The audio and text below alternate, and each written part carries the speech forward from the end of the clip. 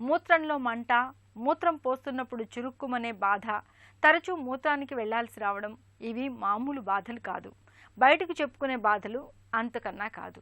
ముఖ్యంగా మహిళల్లో ఈ మూత్రనాళ ఇన్ఫెక్షన్లనేవి నరకాన్ని చూపిస్తూ ఉంటాయి. నీళ్లు ఎంతగా తాగుతున్నా మూత్రనాళ ఇన్ఫెక్షన్లు తగ్గడం లేదని వాపోతూ ఉంటారు మనలో చాలామంది.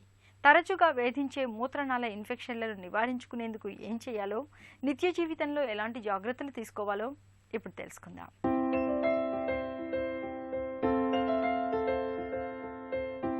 చాలా మంది స్త్రీలను మూత్రనాళ ఇన్ఫెక్షన్లు వేడకుండా వేధిస్తుంటాయి. యాంటీబయాటిక్స్ వంటివి వాడితే తగ్గినట్టే తగ్గి పరిస్థితి మళ్లీ మొదటికొస్తుంటుంది. ఇలాంటి వారు తప్పనిసరిగా కొన్ని జాగ్రత్తలు తీసుకోవాలి. ముందు నుంచి వెనుకకు.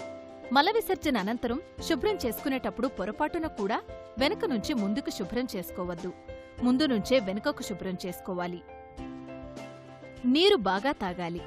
నీరు బాగా తాగుతూ ఎంత ఎక్కువగా మూత్ర విసర్జనకు వెళుతుంటే మూత్ర వ్యవస్థలోని బ్యాక్టీరియా అంత త్వరగా బయటకు కొట్టుకుపోతుంది.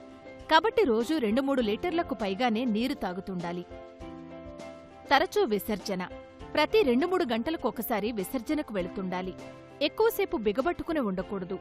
అలాగే సంభోగానంతరం తప్పనిసరిగా మూత్ర విసర్జన చేయాలి. కాటన్ లోదుస్తులు. వదులుగా ఉండే కాటన్ లోదుస్తులే ధరించాలి. దీనివల్ల లోపలికి గాలి ఆడుతూ మూత్రమార్గ ప్రాంతం పొడిగా ఉంటుంది. బిగుతుగా ఉండే జీన్స్, నైలాన్ లోదుస్తులు వేసుకుంటే లోపల చెమట, తడి పెరిగి బ్యాక్టీరియా వృద్ధి చెందే అవకాశముంటుంది. Cranberry juice. రోజూ క్రాన్బెర్రీ జ్యూస్ తాగుతుంటే మూత్రనాళ ఇన్ఫెక్షన్లు తగ్గుముఖం పడుతున్నట్టు అధ్యయనాల్లో స్పష్టంగా గుర్తించారు. జ్యూస్ వద్దనుకుంటే ఎండిన క్రాన్బెర్రీ పండ్లు కూడా తినొచ్చు.